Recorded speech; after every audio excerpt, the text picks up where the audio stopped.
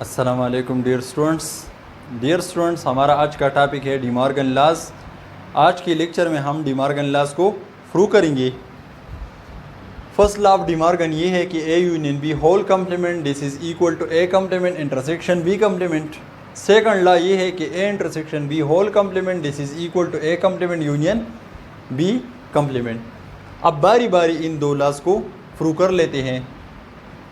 आती है first law की प्रूफ की तरफ। A union B whole complement is equal to A complement intersection B complement. इन लॉज को हम एग्जाम्पल की मदद से भी प्रूव कर सकते हैं। अगर ए और बी हमारे पास एनी टू सीट्स हो और यू हमारे पास यूनिवर्सल सीट हो तो हम इन लॉज को बिल्कुल आसानी से एक एग्जाम्पल की मदद से प्रूव कर सकते हैं। लेकिन जनरली भी हम इस लॉ को इन लॉज को आसानी से प्रूव कर सकते हैं।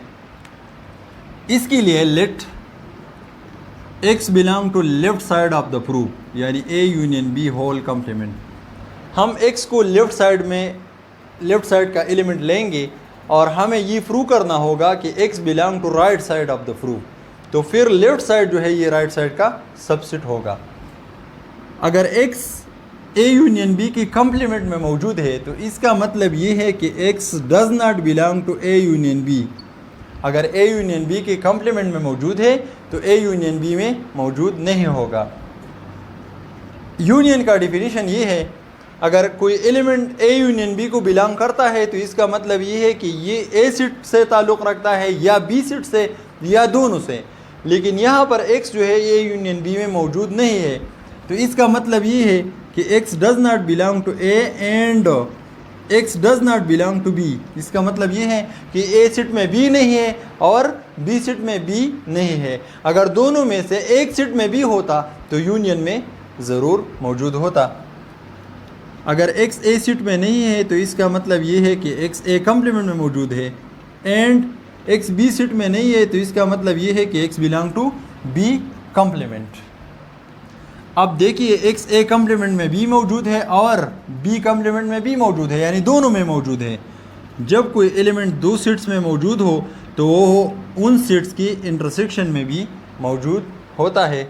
तो हमने x को लेफ़्ट साइड का एलिमेंट सपोज कर लिया था और हमने ये प्रूव कर लिया है कि ये राइट साइड को बिलोंग करता है, यानी राइट साइड का एलिमेंट है। So left side A union B whole complement is a subset of right side A complement intersection B complement. ये हमारे पास हो गया इक्वेशन नंबर 1। अब यहाँ पर हमें ये साबित करना होगा कि right side is a subset of left side.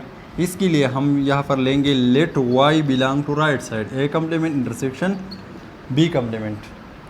अगर y ए कम्प्लीमेंट और बी कम्प्लीमेंट के इंटरसेक्शन में मौजूद है तो इसका मतलब ये है कि y belong to A complement and y belong to B complement. अगर y ए कम्प्लीमेंट में मौजूद है तो इसका मतलब ये है कि y does not belong to A and अगर y बी कम्प्लीमेंट में मौजूद है तो इसका मतलब ये है कि y does not belong to B. अगर y ए में मौजूद नहीं है और b में मौजूद नहीं है, यानी दोनों सेट में मौजूद नहीं है, तो ये a और b की यूनियन में बिल्कुल मौजूद नहीं होगा। y does not belong to A union b।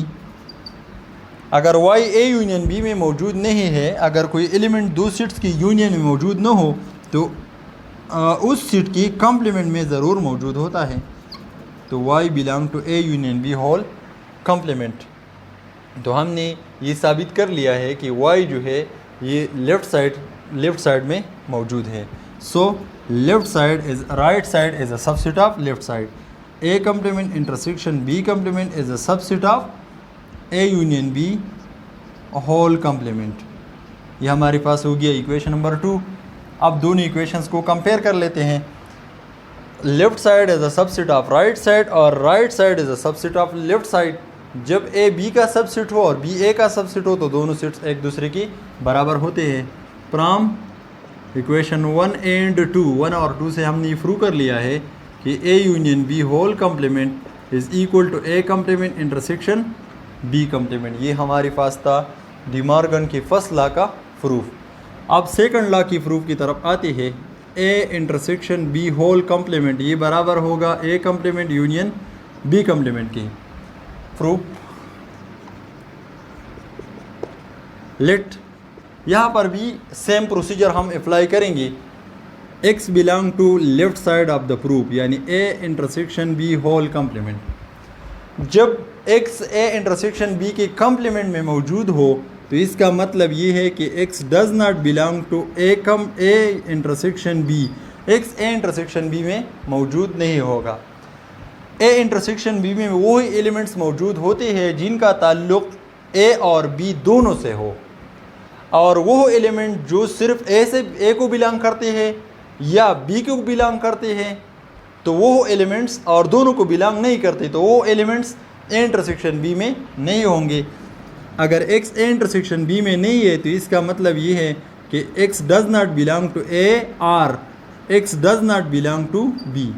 तो इसका मतलब ये है कि x या तो a में नहीं है या b में नहीं है। अगर दोनों में मौजूद होता तो ये a इंटरसेक्शन b को ज़रूर बिलोंग करता। तो इसका मतलब ये है या तो a सेट में नहीं है और या b में नहीं है। This implies that x belong to, अगर x a में नहीं है तो इसका मतलब ये है कि x belong to a complement, और अगर x b में नहीं है तो इसका मतलब ये है कि x belong to b complement. जब x a कम्प्लीमेंट को बिलोंग करता हो या b कम्प्लीमेंट को बिलोंग करता हो तो इसका मतलब ये है कि x या तो a कम्प्लीमेंट में है या b कम्प्लीमेंट में है या दोनों में है। तो इसका मतलब ये हुआ कि x belong to a complement union b complement. तो हमारे पास x राइट साइड जो है इसका एलिमेंट हमने साबित कर लिया है कि x belong to right side of the proof. So left side a intersection b whole complement is a subset of right side a complement union b complement. ये हमारे पास हो गया इक्वेशन नंबर 3।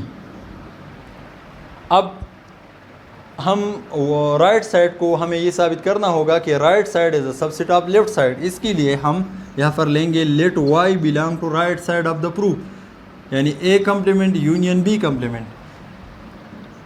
जब y a complement union b complement में मौजूद हो, यानी दोनों सेट्स की यूनियन में मौजूद हो, तो इसका मतलब ये होगा कि y belong to a complement और y belong to b complement और y belong to both.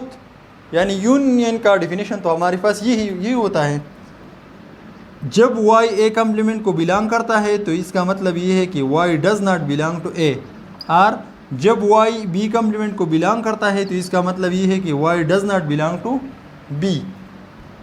This implies that अगर y a में नहीं है या b में नहीं है, इसका मतलब ये है कि अगर y a में नहीं है या b में नहीं है तो इसका मतलब ये होगा कि y a इंटरसेक्शन b में नहीं होगा।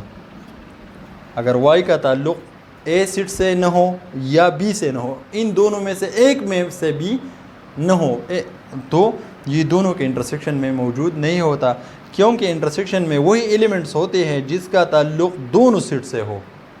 यहाँ पर ये y जो है ये दोनों सेट्स को बिलोंग नहीं करता, तो इसका मतलब ये है कि ये इन दोनों की इंटरसेक्शन में मौजूद नहीं है। अच्छा, तो अगर y a इंटरसेक्शन b में मौजूद नहीं है तो इसका मतलब ये होगा कि y belong to a intersection b whole complement, तो ये इसके कम्प्लीमेंट में ज़रूर मौजूद होगा। तो हमने ये साबित कर लिया है कि y belong to left side of the proof. So right side a complement union b complement is a subset of left side a intersection b whole complement. तो ये हमारे पास बन गया इक्वेशन नंबर 4। अब देखिए इक्वेशन 3 और 4 को कंपेयर करें। Left side is a subset of right side and right side is a subset of left side. From equation 3 and 4, 3 और 4 से हमने ये प्रूव कर लिया है कि left side is equal to right side a intersection b whole complement is equal to a complement union b complement. ये था डी मॉर्गन लॉज का प्रूफ। बिल्कुल इसी तरह आप लोग डी मॉर्गन लॉज को with the help of example भी प्रूव कर सकते हैं। इन फॉर क्लास 10 मैथमेटिक्स में बहुत सारे क्वेश्चंस मौजूद है। अगर आपने मेरे चैनल को अभी तक सब्सक्राइब नहीं किया तो मेरे चैनल को ज़रूर सब्सक्राइब करें और घंटी की बटन को दबाइए ताकि मेरी आने वाली वीडियो की नोटिफिकेशन आपको मिलते रही। शुक्रिया।